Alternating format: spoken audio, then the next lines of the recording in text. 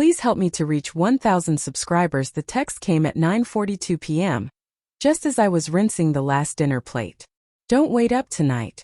Girls' night ran late. I might stay at Sarah's. It was from my wife, Emily. First, nothing about it seemed strange.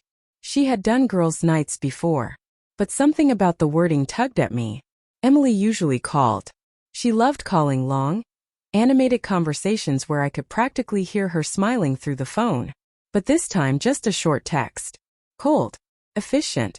I dried my hands slowly, staring at the message again. Don't wait up tonight. My thumb hovered over the keyboard. I typed, everything okay? Then erased it. I didn't want to sound suspicious. Instead I wrote, have fun. Text me when you get there. No reply. If I'm honest, the doubts hadn't started that night. They had been building for months. Little things. The kind you try to ignore because you love someone, and you don't want to become the paranoid husband who reads meaning into everything. Emily started putting her phone face down on the table. She used to leave it anywhere, on the couch, the kitchen counter, sometimes even in the bathroom while she showered. But now it never left her hand. When I walked into a room, conversations ended. Her laughter, once easy and open, became quieter around me. The biggest change was the distance. We used to talk about everything. Work frustrations, dumb internet videos, plans for the weekend. But lately our conversations felt rehearsed, like she was reading from a script. And I kept telling myself I was imagining it. At 10:30 p.m., I was still sitting on the couch staring at the TV without actually watching it. No text. No call.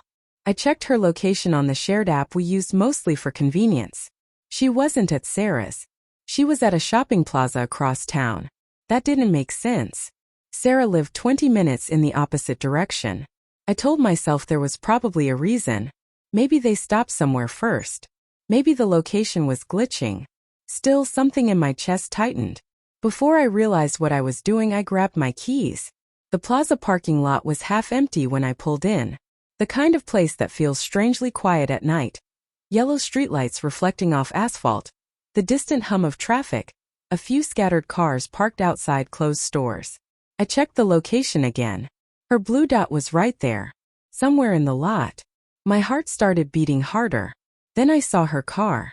Emily's silver sedan sat near the far corner under a flickering light. And she wasn't alone. A man stood beside the driver's door.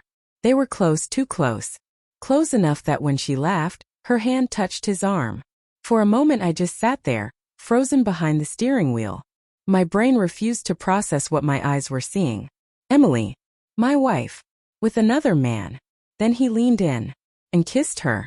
I don't remember opening my car door. I only remember the sound of it slamming shut echoing across the parking lot. Emily pulled back immediately. Her eyes widened when she saw me walking toward them. Mark. The man turned, startled. He looked about my age. Maybe early 40s. Tall, well-dressed, the kind of guy who probably worked in an office with glass walls and expensive coffee machines.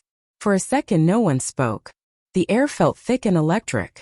Finally I said the only thing my mind could produce. What is this? Emily stepped forward quickly. Mark, wait. Who is he? My voice sounded unfamiliar even to me. The man shifted uncomfortably. Look, I didn't. Emily raised a hand toward him. David, just give us a second. David. She knew his name easily. Naturally. That detail hit harder than the kiss. I stared at her. You lied to me. It's not what you think. I let out a short laugh that held no humor. I just watched him kiss you. It wasn't like that. Then something happened I didn't expect. Emily stepped in front of him, literally positioned herself between me and the man, as if shielding him. Mark, calm down. The words sliced deeper than anything else. Calm down. Please don't make a scene. A scene. My wife was standing in a dark parking lot with another man, and I was the one making a scene. Emily, I said slowly, are you having an affair? Silence stretched between us. Her eyes flickered to David behind her, then back to me. It's complicated. That was answer enough. I felt something collapse inside my chest. Not explode. Collapse. Quietly. Like a building finally giving way after months of cracks. Since when? I asked. Emily rubbed her arms nervously. A few months. Months. Every memory from that time period flashed through my mind. The late meetings. The distracted dinners. The nights she rolled away from me in bed. David stepped forward slightly. Look, man, I didn't mean for you to find out like this. Emily immediately turned toward him. It's not your fault. Not your fault. The words echoed in my head. I realized then what hurt the most. Not the lie. Not the kiss. It was the way she protected him. The way she stood between us. As if I were the threat. As if he mattered more. Wow, I whispered. Emily looked back at me. Mark, please. Let's talk about this at home. I shook my head slowly. No.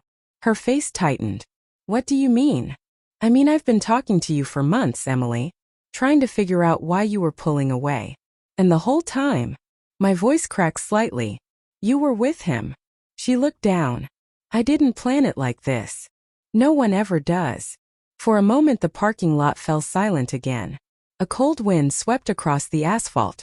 I looked at the woman I had loved for 12 years. And suddenly I didn't recognize her. Not the girl who danced with me in our kitchen. Not the woman who cried during our wedding vows. Just someone standing in front of another man defending him. I hope he was worth it, I said quietly. Emily's eyes filled with tears. Mark. But I was already turning back toward my car. Because in that moment I realized something painful but clear. The marriage I thought I had ended long before that parking lot. That was just the moment I finally saw the truth. And sometimes the hardest part of betrayal isn't losing someone you love. It's realizing they stopped choosing you a long time ago.